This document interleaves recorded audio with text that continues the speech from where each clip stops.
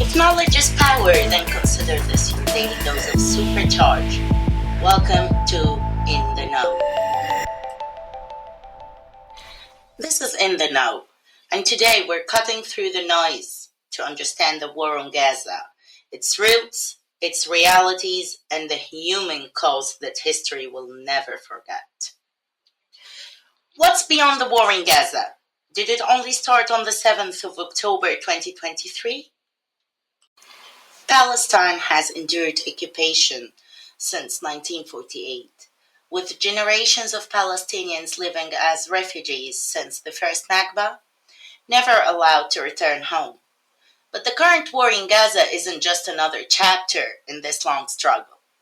It's a geopolitical earthquake, and here is why. Forget history books. Forget who was here first. Today we're pulling back the curtain on the real players in this war. Because Gaza isn't just about Hamas versus Israel.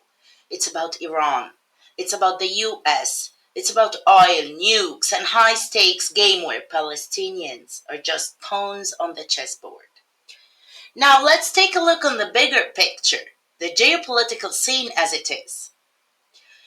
For years, Iran-backed groups like Hamas, Hezbollah, and the Houthis, they have fought Israel and the US in the shadows.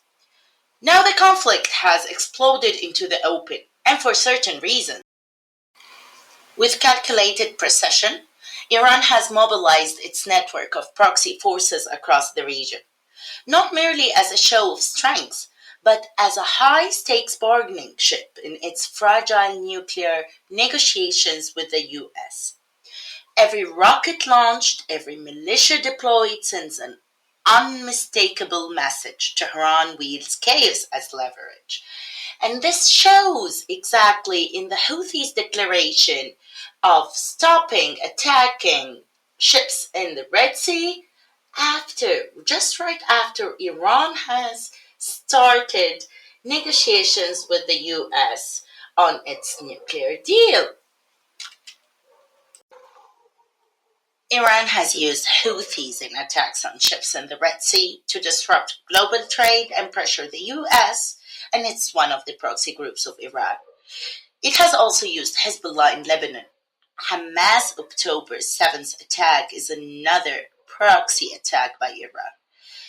And yet, Iran has allowed the crackdown on its proxy groups. And why? Again, for its nuclear deal with the US. It has shown the US that it can give up on its arms in the Middle East in exchange of nuclear program. But how did this reshape the Middle East? It was a geopolitical earthquake. The shock waves of this shift sent Gulf states scrambling into America's orbit, tightening economic bonds, forging deeper alliances, and rewriting the region's power playbook. Syria's regime crumbled in the middle under the pressure, while Iran and Russia found themselves pushed to the sidelines. But the tremors didn't stop there.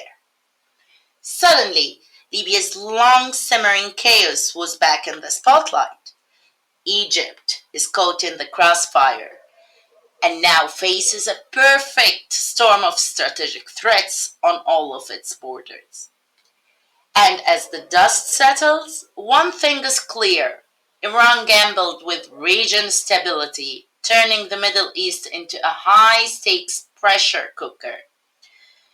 China, seizing the moment, expanding its influence and filling the void left by the Americas' retreat in the region.